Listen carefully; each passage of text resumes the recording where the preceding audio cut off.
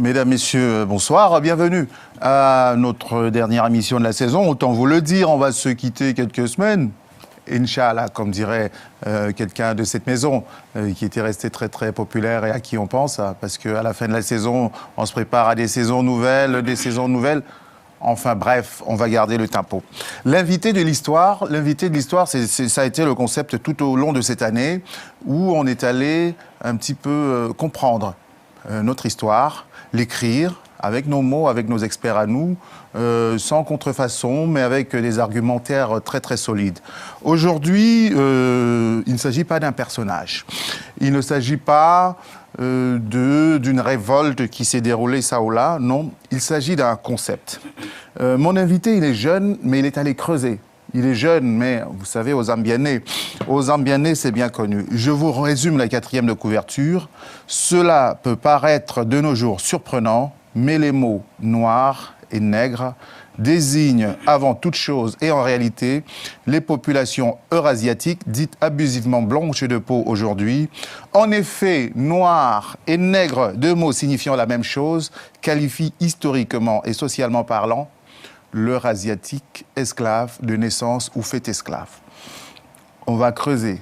On pensait que ça s'adressait uniquement à nous, mais notre invité semble avoir des arguments. Il ne semble pas. Il les a. Il a même pondu un opus. C'est celui-là.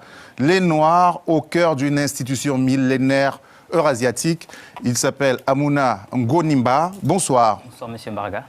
Bonsoir. Vous êtes jeune derrière votre clavier. Je m'attendais à un papa. Du tout.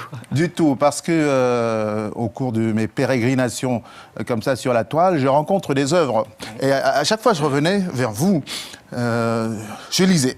Je lisais ce que je pouvais lire et je disais, mais où c'est qu'il va chercher tout ça? Et j'étais sûr d'avoir un homme, mais j'ai un jeune homme, mais sans doute qui a la main, qui a été adoubé par les ancêtres. Je l'espère. Vous l'espérez. Vous venez de quel pays? Du Congo-Brazzaville. Qu'est-ce que vous faites précisément et qu'est-ce qui vous a conduit à faire ce genre de recherche? Mais en fait, je suis auteur et éditeur en même temps. Donc, je suis éditeur pour le compte de la maison d'édition Amouna Nganga. Qui porte votre nom? C'est ça. Donc, c'est la maison d'édition que j'ai montée.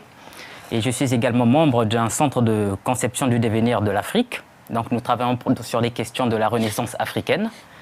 Et nous travaillons également sur tout ce qui est concept et armes de domination mentale. Donc, c'est ce que nous avons réservé sous le du vocabulaire de la plantation.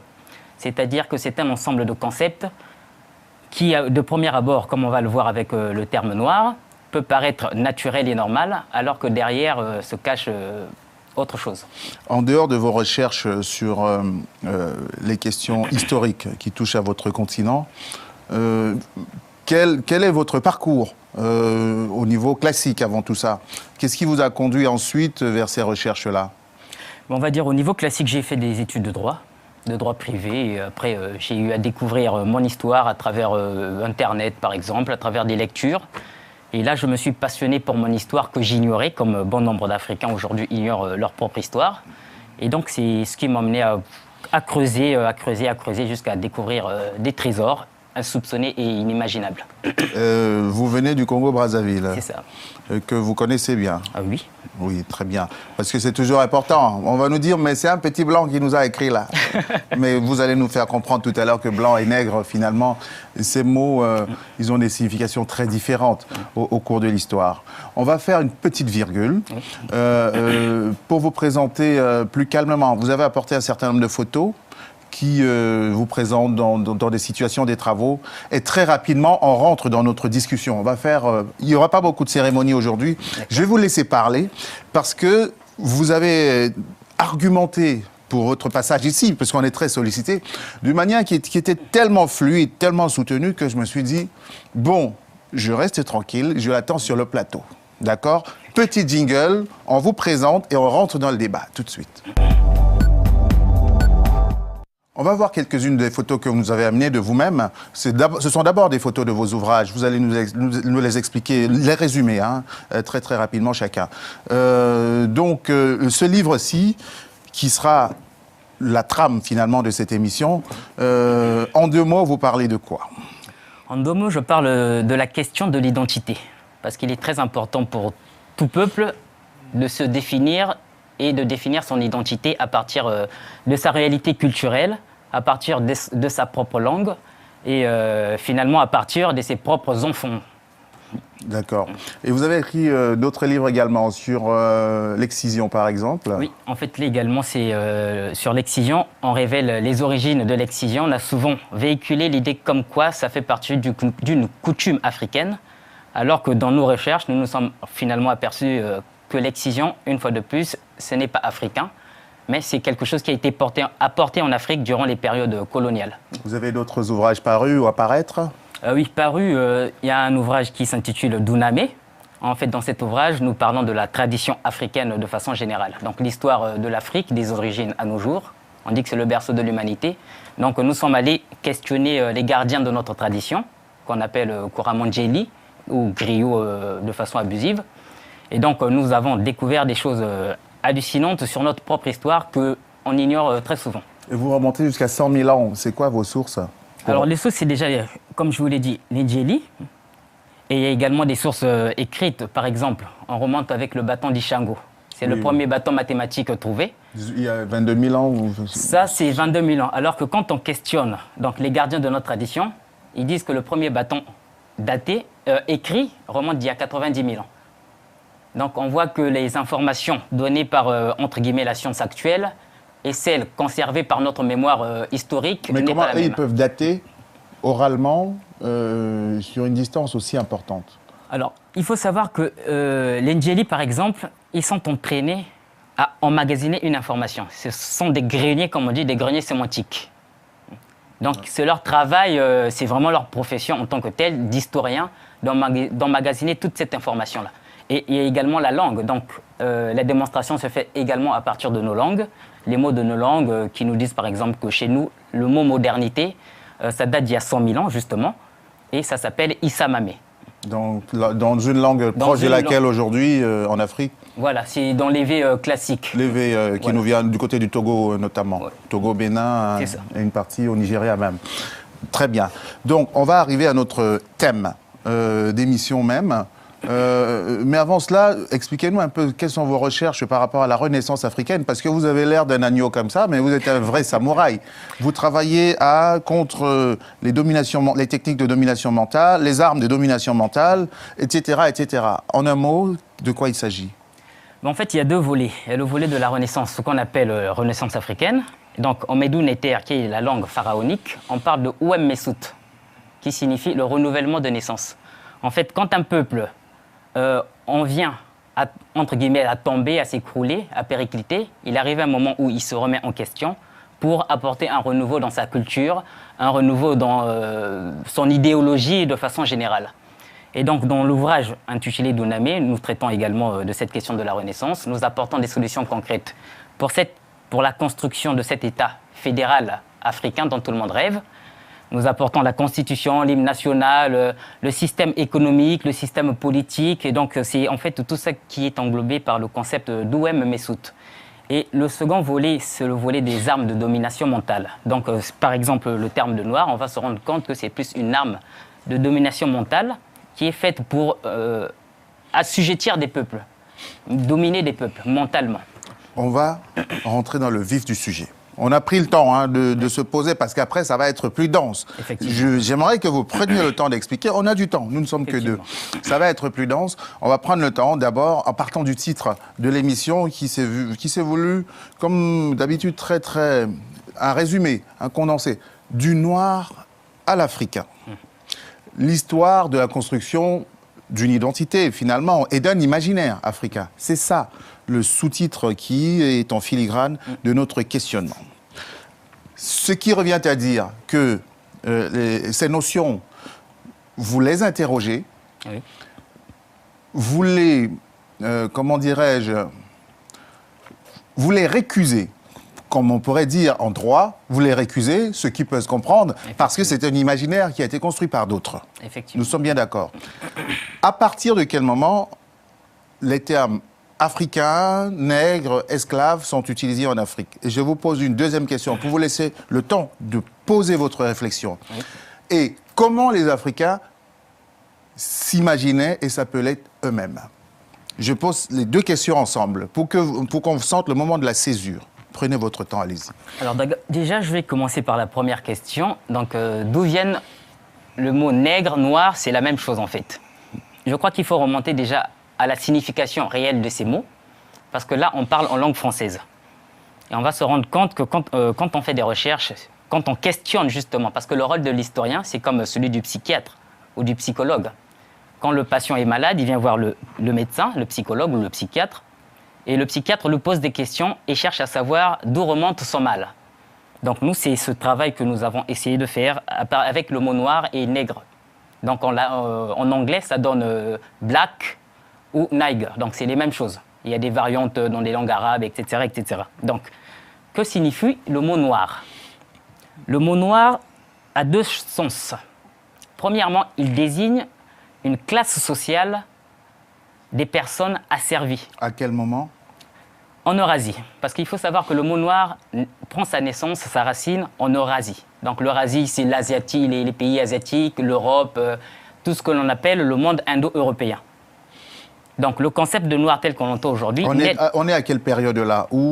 Dès les départs. Dès les départs, donc c'est pourquoi il faut expliquer avec pédagogie justement.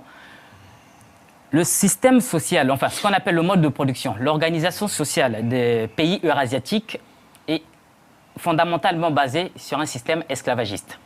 C'est-à-dire qu'il y a trois catégories sociales principalement dans la société. Il y a la première catégorie des nobles. Ça, c'est le petit nombre de la population, donc ce qu'on appelle aujourd'hui par exemple l'élite, et qui impose son point de vue au reste de la population. Donc le reste de la population, le bas peuple comme on dit aujourd'hui, c'est ceux-là qu'on qualifie de noirs. Non, noirs, pourquoi noirs? Parce qu'ils sont pauvres, ils n'ont pas l'aisance des nobles, et les nobles, c'est ceux qu'on appelle les blancs justement. Ils sont appelés blancs parce qu'ils sont cultivés, ils sont riches, et ils ont tout le faste qui va avec. Et entre le blanc et le noir intervient une troisième couleur, c'est le rouge. Le rouge, c'est en fait la classe sociale, ou on peut dire caste, des guerriers, de ceux qui vont à la guerre pour le compte des blancs. Et en cas de révolte, par exemple, du bas peuple, ce sont les rouges, donc les guerriers et les soldats qui vont mater le peuple. Et c'est pourquoi vous verrez d'ailleurs que la couverture de l'ouvrage, vous avez le blanc, le rouge et le noir. Donc ça illustre ces trois classes sociales. Donc le noir signifie, désigne en fait, c'est la couleur qui désigne en fait cette classe sociale des pauvres, du bas peuple, des personnes asservies. Sans vouloir vous interrompre, mais juste pour une précision. Oui. Est-ce qu'il y a un exemple précis d'une civilisation, d'un empire, d'un royaume que vous pouvez mettre en exergue pour illustrer cela? C'était pratiqué ainsi dans quel royaume, dans quel empire par exemple? D'accord, on va en venir. Donc je clarifie d'abord le concept et je vais donner des exemples plus tard. Donc il y a ce concept, déjà il faut se mettre en tête que le mot noir signifie esclave. Donc c'est le bas peuple en fait qui a été martyrisé par la population. Il faut savoir qu'en Eurasie, en Grèce par exemple, on était soit homme libre, soit esclave. Moi je me mets à la place de quelqu'un qui ne connaît pas ces termes. Eurasie, expliquez-lui ce que c'est. L'Eurasie, c'est la population aujourd'hui qu'on appelle blanche ou jaune. Donc l'Asie. Et qui, il y a plusieurs milliers d'années, s'étendait pas seulement en Europe, mais en Asie, partait de l'Asie. De l'Asie, voilà. L'Asie actuelle. Donc c'est toute l'Asie, de l'Asie actuelle justement. On va voir le cas de la Chine par exemple. Il y a l'Asie, il y a les Sémites. Les Sémites sont composés par les Juifs et les Arabes, donc les Hébreux. Et il y a les Européens, et les Afro-Européens, descendants comme les Américains, etc., etc. Donc c'est ceux-là qu'on appelle Indo-Européens. Donc il y a les Iraniens, les Irakiens, etc. Donc c'est ceux-là qu'on catalogue dans le concept d'Eurasie. D'accord. Indo-Européen. Voilà. Donc on a ces trois classes sociales dans la société eurasiatique. Donc l'organisation sociale est ainsi déterminée. Donc il y a les Noirs qui représentent la majorité de la population, le bas peuple. Ensuite, il y a les guerriers qui sont symbolisés par la couleur rouge. Et enfin, il y a les blancs qui symbolisent la noblesse, les prêtres et autres. C'est ceux-là qui dirigeaient vraiment la société. Donc, on voit ici déjà, d'entrée de jeu, que le concept de blanc ou de noir ne désigne pas la couleur de peau d'une population donnée, mais ça désigne plutôt des concepts qualifiant des classes sociales et des castes. Donnez-nous un exemple comment dirais-je, d'auteurs qui s'expriment là-dessus. Alors, vous avez par exemple Georges Dumézil, qui a fait des travaux et qui a démontré la division tripartite. C'est ce qu'on appelle la division tripartite de la société eurasiatique, du monde indo-européen. Donc, l'organisation sociale par caste.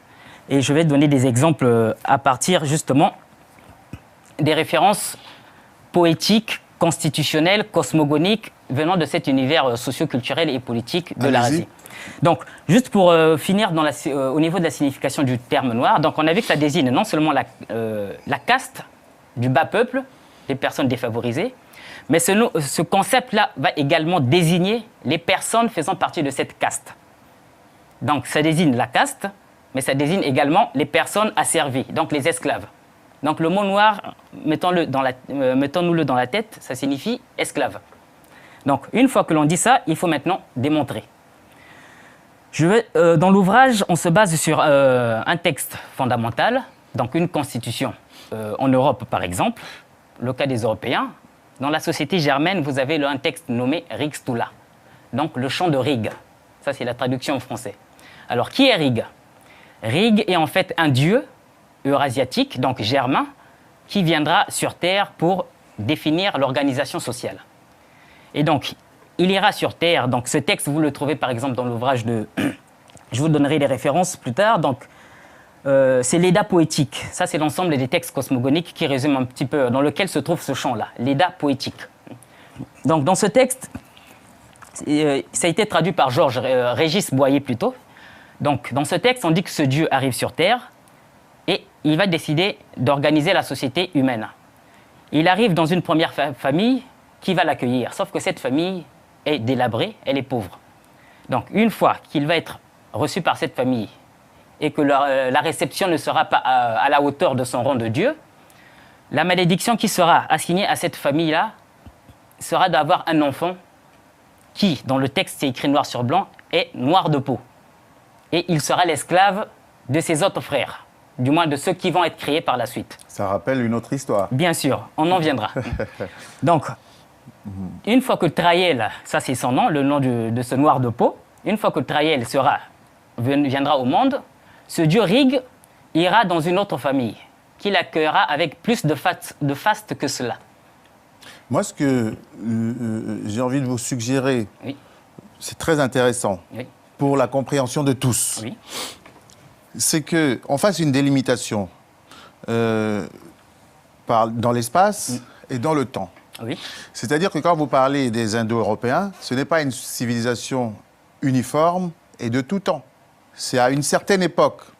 Est-ce que vous êtes capable de nous situer relativement, même si ce n'est pas précis, l'époque, et en face, ceux qu'on appelle les Noirs aujourd'hui, quelles étaient les interactions avec les autres? Quels étaient leurs rapports avec les autres? Justement, on va en venir, parce que... Faites-le tout de suite, comme ça, ça nous permet de visualiser la carte du monde à cette époque-là. Je vais vous répondre très clairement. Aujourd'hui, on n'est pas sorti de cette situation sociale. Il faut savoir que les Eurasiatiques ont internationalisé, mondialisé plutôt leur culture. Quand on parle par exemple de tiers-monde, on sait qu'en Europe, il y avait la caste des pauvres ou du bas peuple qui était appelé tiers-État. Donc aujourd'hui, quand on parle de tiers-monde, ça nous rappelle ce bas peuple, mais au niveau mondial, des pauvres. Donc cette histoire de l'Eurasie, c'est des origines de l'existence de ces peuples-là, indo-européens, jusqu'à nos jours. Et maintenant, l'interaction aujourd'hui, l'Africain va être désigné par noir. Pour quelle raison? Parce qu'il va être intégré, durant l'esclavage, dans cette catégorie des esclaves, de cette caste des esclaves européens. C'est à partir de cette période qu'on va l'appeler noir, comme les Blancs, du moins ce qu'on appelle aujourd'hui. Quand on parle de la civilisation indo-européenne, oui, eurasiatique, oui, pourquoi on mêle des peuples asiatiques aux peuples européens dans cette définition historique? Parce que les Européens, on dit que l'Europe n'est qu'une presqu'île d'Asie. Les Européens ne sont issus... C'est cette précision que j'attends depuis. Les Européens viennent d'Asie. D'Asie, voilà. On va dire que leur berceau, c'est les steppes, ce qu'on appelle les steppes eurasiatiques. Donc ils viennent tous d'Asie et après il y aura une diffusion partout en Europe, en Amérique, etc. Mais sinon, ils viennent tous de ce berceau asiatique. Donc c'est le même peuple qu'on... À l'époque, ce qu'on appelle les Asiatiques aujourd'hui n'existaient peut-être pas sous cette forme-ci où ils étaient moins nombreux. Moins nombreux, c'est ça. Ils n'existaient pas sous cette forme et ils formaient un même bloc. C'est comme les peuples, ce qu'on appelle les peuples sémites. Ils viennent tous d'une même branche, les Hébreux et les Arabes. Ils descendent tous d'Abraham, leur ancêtre, leur patriarche commun. Donc c'est une même famille et puis au cours de l'histoire, ils vont se séparer, il y aura des divisions, des guerres entre eux et c'est ce qui va créer... Donc là, on a une période, parce qu'on sait la période fastueuse de l'Égypte pharaonique noire. Oui. Pour les égyptologues les moins généreux, ils remontent à 3000 ans avant Jésus-Christ, d'autres à 6000 ans, d'autres encore plus haut. Oui. Peu importe. Ces Eurasiatiques-là, eux, ils se situent dans ce temps-là ou avant? C'est-à-dire, parce qu'on est dans une civilisation très violente à ce moment-là, très violente. De quelle civilisation il s'agit? Ou alors, c'était des hordes comme ça, de gens qui s'attaquaient? Oui, c'était des hordes. C'est-à-dire que c'était des hordes de gens. Ils étaient déjà violents entre eux. Et maintenant, quand ils vont sortir de leur berceau, ce qu'ils feront, ce sera d'agresser les autres peuples avec lesquels ils n'étaient pas forcément... Il n'y avait pas une relation intensive. Le commerce entre l'Eurasie et l'Afrique... Ils n'ont pas encore massivement colonisé l'Europe. Effectivement. Parce que l'Europe va être colonisée. Effectivement. Au sens de l'occupation territoriale. C'est ça. Comme l'Afrique va l'être plus tard par les Européens également ou par les Arabes aujourd'hui. D'accord. Donc c'est ça en fait la trame historique. Donc c'est un même peuple qui vient d'un même berceau. Et donc ils ont un fonctionnement social propre à eux. Et dans ce fonctionnement social, le bas peuple est appelé noir et ceux qui dirigent le peuple est appelé blanc. Est-ce qu'à cette époque-là, c'est le seul peuple qui pratique l'esclavage? Tout le peuple eurasiatique pratique l'esclavage. Et ailleurs que là, en Afrique, où il y a une civilisation plus ancienne, puisque la vie vient de là... Il n'y a aucune trace de la pratique d'esclavage. Il n'y a aucun texte constitutionnel ou cosmogonique, comme on va le voir chez les Eurasiatiques, qui mentionne la présence de l'esclavage. Au contraire, quand on lit par exemple Nelson Mandela, dans son ouvrage L'Apartheid, il nous fait comprendre que avant l'arrivée des Afrikaners, donc des Européens en Afrique du Sud, il n'y avait ni riches ni pauvres, il n'y avait pas de classe sociale. Donc on était tous égaux. Est-ce que ce n'est pas un monde idéalisé que vous tracez là? Parce que les différences entre les individus sont naturelles. Il y a des gens qui seront chefs de village, d'autres qui seront juste paysans ou bergers. Et donc, il y aura une différence sociale, socio-économique à tout le monde. La différence intervient au niveau de l'organigramme de la société. Parce qu'il faut toujours des gens pour diriger une société. D'autres vont faire ceci, d'autres vont faire cela. Vous parlez d'égalité dans l'essence même. Il n'y a pas dans la liberté, dans les droits fondamentaux de l'individu. Il n'y a pas un système d'oppression et de domination, d'exploitation de l'homme par l'homme. Parce que quand on voit par exemple les chefs de village en Afrique aujourd'hui, leur rôle, c'est justement d'instaurer ce qu'on appelle la ma'at, donc la justice. Enfin, à l'époque. Aujourd'hui, c'est... Non, aujourd'hui encore. Moi, je reviens du Congo, par exemple, et ce sont des choses dans certains villages qui sont encore en vigueur. Parce que quand je fais mes travaux, je vais sur le continent et je pose des questions. Donc, c'est encore en vigueur aujourd'hui. Ce n'est pas un rêve ou une idéalisation. Même si l'aliénation entre petit à petit, mais on a encore conservé ce patrimoine-là. Le premier choc de cette civilisation avec l'Afrique, la première rencontre, elle se déroule quand et où et de quelle manière? La première rencontre, en fait, elle remonte avec... ça ne va pas être une rencontre amicale, ils ne vont pas s'offrir des fleurs. Alors, généralement, la tradition africaine, c'est une tradition de l'accueil, de l'hospitalité, comme on dit. Donc, généralement, voilà, c'est ce qui a perdu l'Afrique d'ailleurs. Donc, l'Africain, lui, il reçoit tout le monde si vous venez en ami. Donc, les autres, quand ils viennent avec un esprit de domination. Le premier cas, parce que quand on parle de colonisation, on veut faire remonter la colonisation avec les Européens. Non, la colonisation de l'Afrique, elle remonte du règne des pharaons. Donc c'est à partir des Hyksos qui vont coloniser l'Égypte pendant plus de 100 ans, jusqu'à ce que les mers nubiennes viennent les déloger de là. Donc la colonisation, c'est un long cycle qui a commencé depuis l'époque des pharaons. Donc la rencontre, elle est brutale depuis très longtemps et elle continue jusqu'à aujourd'hui. D'accord. Et le passage, à quel moment apparaissent les termes noirs et esclaves en Afrique? Alors, les termes noirs et esclaves apparaissent en Afrique il y a quelques siècles, et même moins d'un siècle. C'est à partir des philosophes des Lumières, non.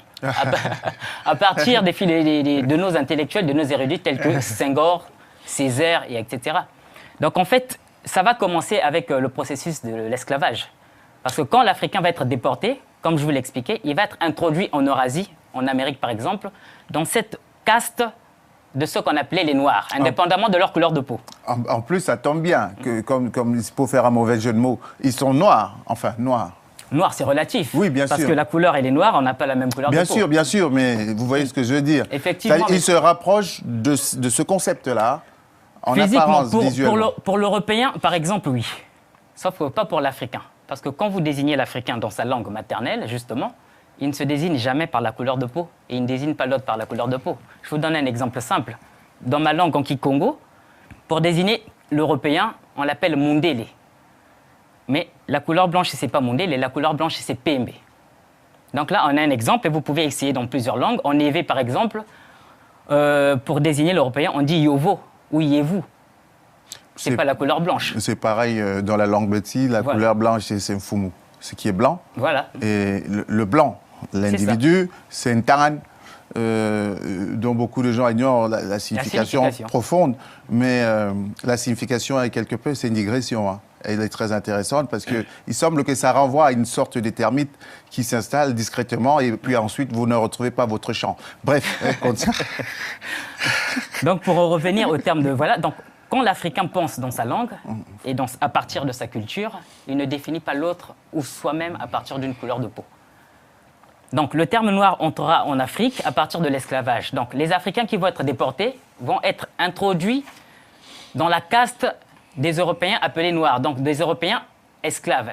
Parce qu'il faut rappeler que l'esclavage n'a pas commencé avec les Africains. L'esclavage, le système esclavagiste a commencé avec les Européens eux-mêmes. Justement, on passe au chapitre 2 de notre causerie. Il y a le terme noir qui ne désignait pas ce qu'on appelle aujourd'hui les Africains. C'est ça. Je veux dire, dans son acception, dans ce qu'il porte, historique, philosophique et idéologique. C'est ça. Il y a ça. De même que le terme esclave est un terme, évidemment, on sait que l'esclave a concerné tout le monde, mais aller plus loin encore dans l'histoire même de la notion d'esclavage. Oui, le mot esclave lui-même, il vient du mot slave. Et le slave, ce sont des peuples européens qui ont été asservis et mis en esclavage par d'autres Européens. D'ailleurs, c'est resté le même terme en anglais. Effectivement, slave, et même en latin, slave également, on retrouve le même mot. Donc on voit bien que le système esclavagiste a commencé en Eurasie, par les Eurasiatiques eux-mêmes et entre eux-mêmes. Donc, la mise en esclavage des Africains sera, on peut le dire, un accident de l'histoire. Ah, un accident, mais très lourd de conséquences. Très lourd de conséquences, mais bien sûr, comme tout accident.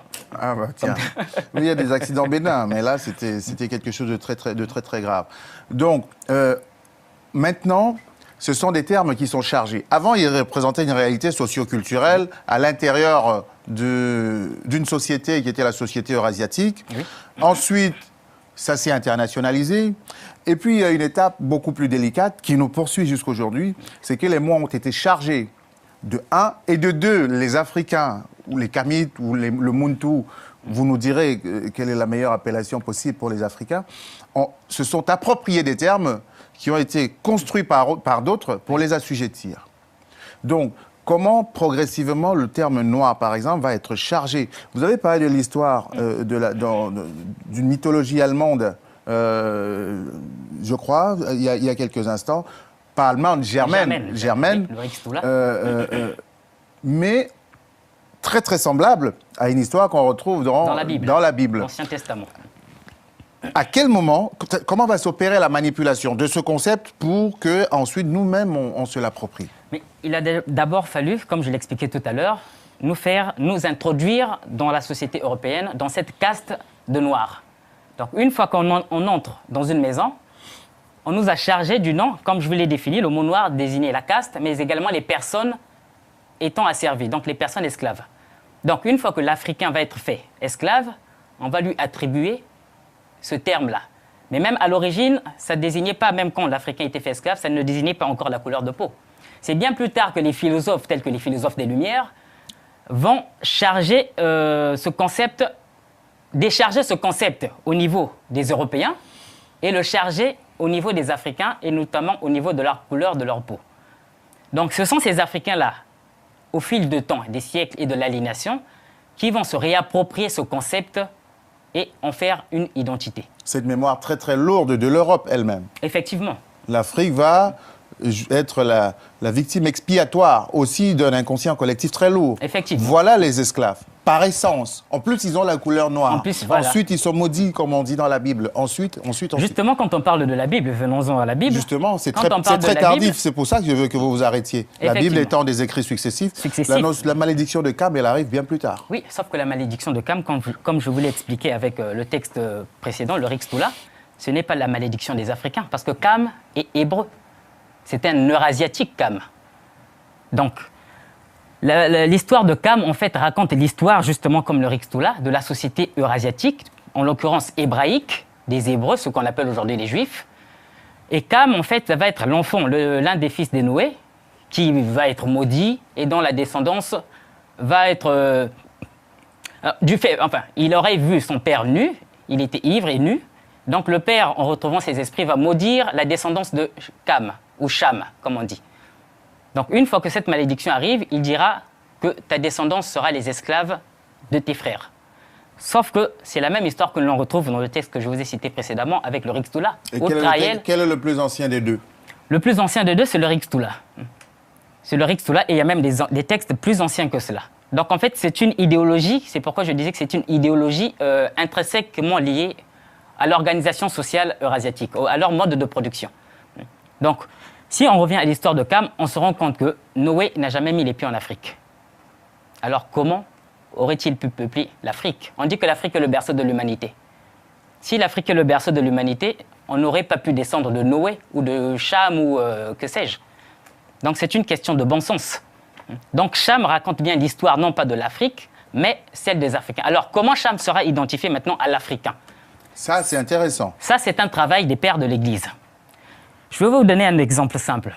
Quand, par exemple, le roi belge enverra ses missionnaires en Afrique, que sera le travail de ces missionnaires? Ce sera de lobotomiser le cerveau des Africains, en leur enseignant que leurs ancêtres, qu'ils sont noirs, qu'ils sont esclaves plutôt, parce qu'ils sont noirs de peau, et qu'ils sont noirs de peau parce que leur ancêtre, c'est Cham, dans la Bible. Donc, en fait, ils vont reprendre leur réalité culturelle et l'appliquer à d'autres peuples, en l'occurrence les Africains. C'est comme ça que les pères de l'Église vont transformer Cham, qui est un hébreu, en descendant des Africains. Donc ça arrivera très tardivement dans l'histoire. Je vais vous faire respirer un peu, avec une citation qui résume tout ce que vous nous dites depuis le départ. Elle est de Pierre Vallière, c'est sur la 4e de couverture de votre livre, dans Nègre blanc d'Amérique, édition parti pris, 1968. Il dit... Être nègre, c'est être esclave de quelqu'un.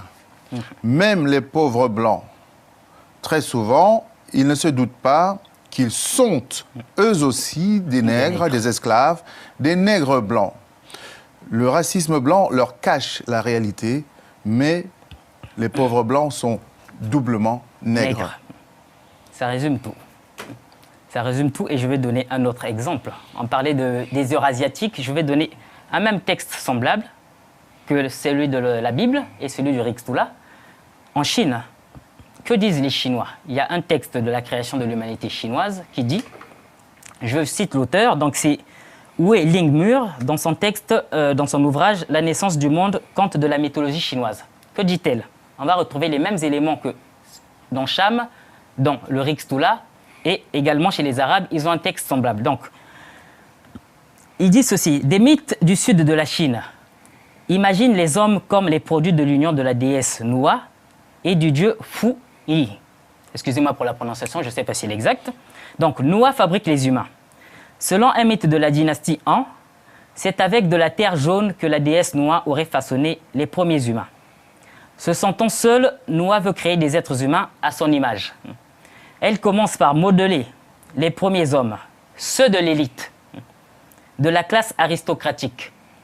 Puis, en remuant la terre avec un roseau, elle provoque des éclaboussures qui donnent naissance à une multitude d'êtres humains aux cheveux noirs, c'est-à-dire la basse catégorie. Donc, on retrouve le même procédé. Et quand on parle des civilisations indo-européennes, il n'y a pas des civilisations où la notion de caste est plus forte que l'Inde elle-même. Effectivement, c'est la même histoire que l'on retrouve en Inde. C'est la même histoire. Donc les castes, en fait, c'est de dire que dans la société, il y a un petit nombre de la population, appelé blanc, qui dirige, qui impose sa dictature, c'est l'exploitation de l'homme par l'homme, c'est le système esclavagiste, à un grand nombre de la population qui sont appelés noirs, indépendamment de la couleur de peau. Donc noir ici ne désigne pas une identité ou une couleur de peau, mais plutôt l'appartenance à cette caste de... Ça, vous avez très bien expliqué. Le fonctionnement des sociétés eurasiatiques, on va dire, dans l'Antiquité. Ensuite, on a basculé vers le choc, la rencontre avec l'Afrique, qui était déjà colonisée au niveau de l'Égypte pharaonique. Oui. On a avancé avec le concept d'esclave, slave, qui était un concept qui est encore eurasiatique, et comment les Africains, finalement, ont été désignés comme victimes expiatoires d'un inconscient collectif qui était très très lourd avec le phénomène de l'esclavage de masse qui va naître. Puis la participation des docteurs de l'Église à la réécriture de la mythologie de la malédiction nègre. C'est ça. Et puis des penseurs européens du fameux siècle des Lumières, mais qui a été dévastateur pour d'autres continents, notamment le continent africain. Et vous avez parlé de Senghor et tout ça un peu trop tôt, peut-être, parce qu'ils vont arriver bien plus tard, peut-être qu'on finira par eux. Mais quand Césaire dit « j'ai voulu plier la langue à mon vouloir dire », c'est-à-dire d'un mot qui était insultant, il a voulu en faire un mot qui brandissait finalement comme une fierté.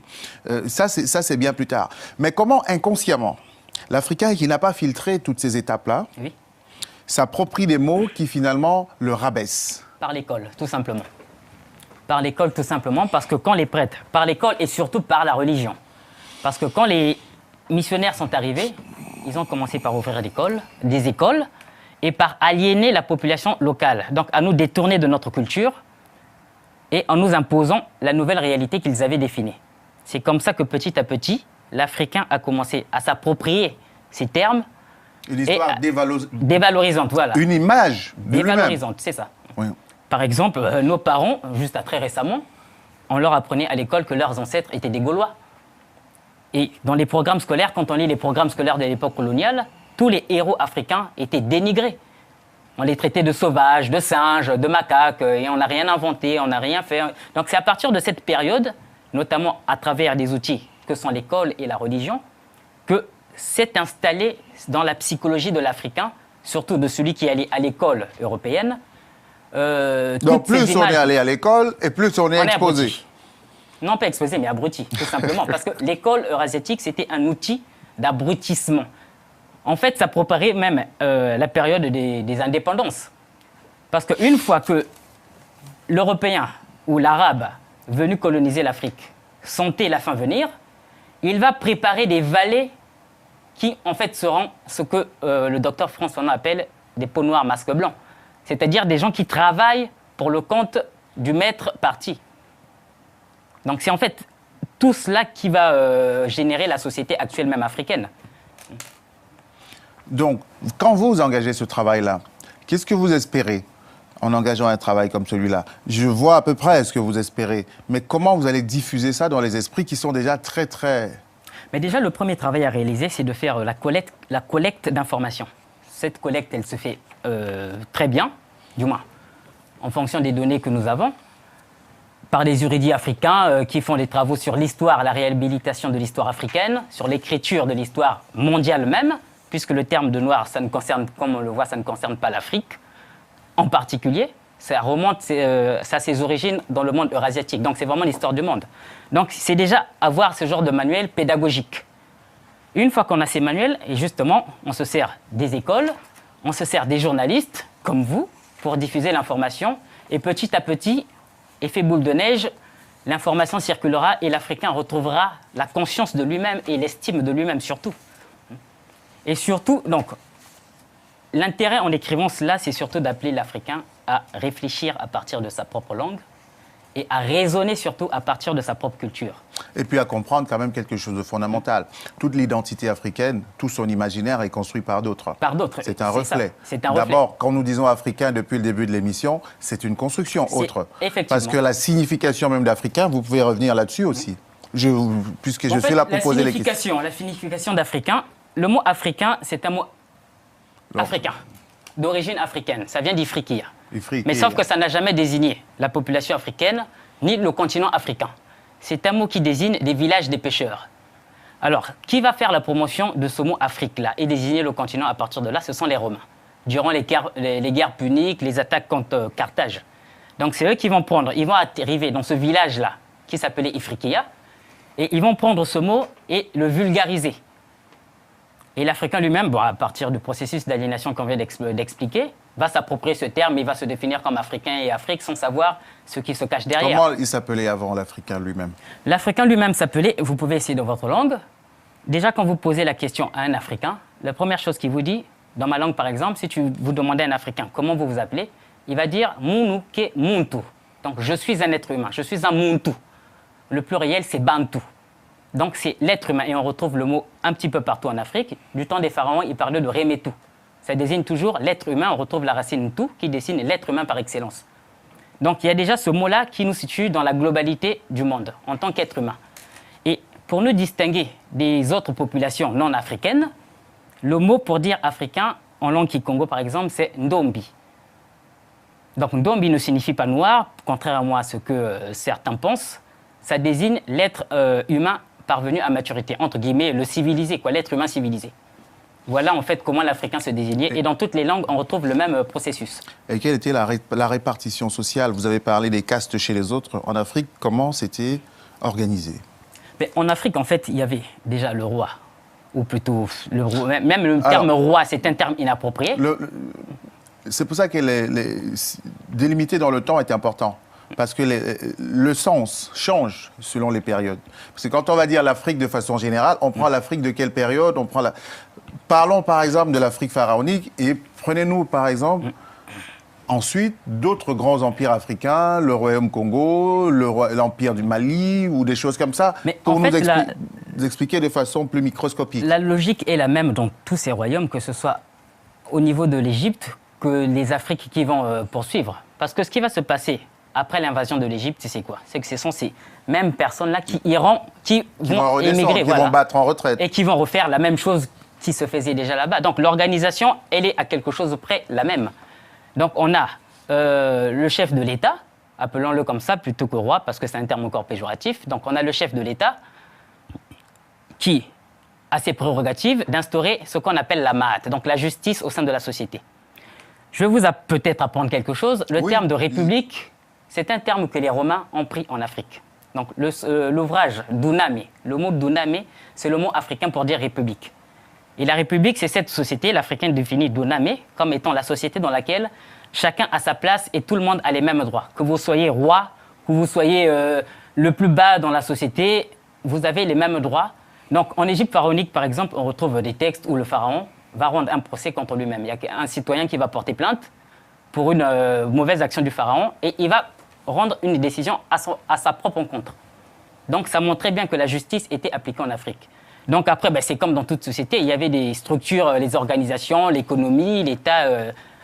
Et puis, si on veut même des choses plus récentes, mais déjà très anciennes par rapport aux standards internationaux, la première constitution qui valide les droits de l'homme, c'est Kurukan Fugan de Sundiata Keïta. Au Mali. On est au XIe siècle. Effectivement. Où on reconnaît des droits égaux à tout le monde. À tout le monde. C'est clairement écrit, tout le monde a les mêmes droits. Personne ne doit porter atteinte à la liberté de l'autre, c'est écrit noir sur blanc. Donc quand on vient par exemple aujourd'hui nous refourguer les droits de l'homme, c'est une supercherie incroyable. Alors que l'Africain dans sa culture même a déjà cela en lui. Et vous constatez que c'est perdu tout ça? Ah non mais c'est pas perdu, puisqu'on écrit des livres et que c'est encore là, c'est encore enseigné. Si je prends par exemple le concept... Puisque les fameux valets dont vous parlez, ils se sont proliférés, hein? On a perdu beaucoup de choses quand même. Oui, on a perdu beaucoup de choses, sauf qu'il ne faut pas oublier qu'en Afrique, on parle plus des valets que de la population. Toute notre richesse se trouve encore dans nos villages qui sont encore en vie. Quand vous allez dans un village africain, ce n'est pas le français qu'on parle, ce n'est pas l'anglais qu'on parle. Donc il y a encore des gens qui sont là, on a des gardiens de la tradition et de nos langues, de notre mémoire, qui sont là pour remettre tout cela. Je vais vous suivre, vous allez me conduire en Afrique, on va faire une émission là-bas. Là où vous allez souvent, pas de problème. Là où vous allez voir des chefs. Il nous reste 10 minutes d'émission, ça passe très vite. Vous vous rendez compte? Vous êtes tellement passionnant que vous avez parlé pendant 52 minutes tout seul. Et vous insistiez sur une notion, quand on s'est accordé sur le titre de cette émission. D'ailleurs, je vais vous rendre hommage, parce que cette émission, je l'ai faite dans des conditions très très compliquées de réalisation, et vous avez réalisé beaucoup de choses pour que nous soyons assis ici aujourd'hui au niveau du concept et de la préparation. Je vous remercie. Oui, il faut rendre à César. Vous insistiez sur le terme Muntu. Ah ouais, le terme Montou, c'est... Qui pourrait désigner notre identité. Notre identité. Notre notion de l'identité ontologique. Effectivement, parce que quand je discute par exemple avec des gens, ils me disent oui, bon aujourd'hui l'Africain s'est identifié comme étant noir. Ben, si on enlève le mot noir, comment on va s'identifier? On a le terme Montou, dans chaque langue africaine on a la même méthode. Oui, chez moi c'est Mot, c'est la même chose. C'est la même chose. Chez les Douala c'est Moto, Mota. On peut reprendre ce terme et s'identifier avec ça. Je vais vous faire un peu penser à quelque chose, vous allez creuser. Vous me direz ça la prochaine fois. Il y a quelqu'un qui disait tout le temps « Je suis le fils de l'homme, je suis le fils de l'homme ». Vous savez que ça existe dans toutes les langues africaines, cette expression? Ah, bien sûr. Mais pourquoi il disait ça? Je vous rappellerai que ce fils de l'homme lui-même, il est venu étudier en Égypte, donc encore en Afrique. Il s'est réfugié aussi en Égypte. Ah, bien sûr. Mais moi, j'ai souvent l'impression qu'on ne se réfugie pas chez les étrangers. « Je suis le fils de l'homme » n'a pas de sens en français, par exemple. Effectivement. Ça ne signifie rien. Rien du tout. Mais en langue africaine, ça signifie quelque chose. Et ça signifie ce qu'il disait. Effectivement. Bon, poursuivez. Non, mais poursuivez. La notion de Muntu, et on entend parler aussi d'Ubuntu. Il nous reste, vous avez 5 minutes. Justement, le Muntu, c'est celui qui pratique l'Ubuntu. L'Ubuntu, en fait, on peut définir ça rapidement comme étant le vivre ensemble. C'est le respect mutuel, le respect de l'autre. Je ne fais pas à l'autre justement ce que je m'interdis qu'on me fasse. C'est ça, en fait, ce qui traduit la notion d'Ubuntu. C'est l'être humain qui reconnaît l'autre en tant que son semblable. C'est une éthique. Effectivement, c'est une éthique. Donc ça exclut, par définition, l'esclavage en Afrique, par exemple. Donc, au niveau du système économique, on a ce concept au niveau des tontines. Quand vous voyez comment fonctionnent les tontines, que vous soyez riche, que vous soyez handicapé et autres, vieux, jeunes, dans les tontines, vous recevez tous la même somme à la même période définie. Principe d'égalité. Donc c'est ça l'Ubuntu, reconnaître l'humanité en chacun de nous, et surtout en l'autre. Donc c'est ce qui définit le Muntu, donc celui qui est créateur, l'être humain par excellence. C'est en fait cela que signifie le mot Muntu. Il nous reste 5 minutes d'émission. Dites-nous, votre organisation, est-ce que c'est juste pour partager du savoir dans un petit groupe, ou bien vous pensez qu'il faut un projet politique de conscientisation de l'Afrique? Oui, il faut un projet politique, ça c'est indéniable, parce que écrire des livres, ça ne suffit pas. Il faut s'organiser en association, en parti politique surtout, parce que si les partis qui se réclament du panafricanisme ne prennent pas le pouvoir en Afrique, le panafricanisme ne sera jamais effectif. Donc, il faut s'organiser en groupement, que ce soit associatif, politique, etc., et faire la promotion de notre culture, de notre identité réelle, donc du Muntu. Et le Congo va jouer un rôle central là-dedans. Le Congo a un destin un peu mystique. Il ne souffre pas autant pour rien. Et quand vous parlez du Kikongo, toutes les langues africaines se retrouvent, par exemple, dans cette langue-là. Effectivement. Et même au-delà, beaucoup de similitudes avec la langue d'un de nos cousins, dont on parlait tantôt. Effectivement. Il y a un auteur qui a d'ailleurs écrit les origines bantou du latin. Ah bah tiens, on n'a pas fini. Mais de toute façon, tout est parti de là. Après, tout dépend des périodes, de l'éclatement, des périodes prises en compte. Donc et tout cette ça. langue mère, cette langue souche, là, le Kikongo, on le retrouve par exemple en Afrique du Sud. L'agonie du Congo est symptomatique de l'histoire de l'Afrique. Le Congo, j'ai l'impression qu'il nous cache quelque chose. Parce que je dis souvent dans les cercles privés que le Congo, c'est l'ADN de l'Afrique. Bien sûr, c'est mieux que l'ADN de l'Afrique. C'est ce que les Égyptiens appelaient le Noun. C'est-à-dire la matière tout est parti de là, en fait, des grands lacs. Tout découle. L'histoire de l'Afrique même découle de là. Quand on parle de la Nubie, on dit que les pharaons, la création de l'Égypte pharaonique, ça vient de la Nubie. Mais quand on parle de la Nubie, c'est en fait le cœur de l'Afrique. Oui. C'est ce que l'on appelle Nouba, en langue africaine. Les Nouba qu'on retrouve encore aujourd'hui du côté du Soudan. Mais même quand on parle de la Libye, c'est en fait le même mot Nubie, parce qu'il y a une translittération entre le L et le N dans les langues africaines. Donc, ce cœur de l'Afrique-là, si on n'en prend pas soin, l'Afrique tout entière est foutue.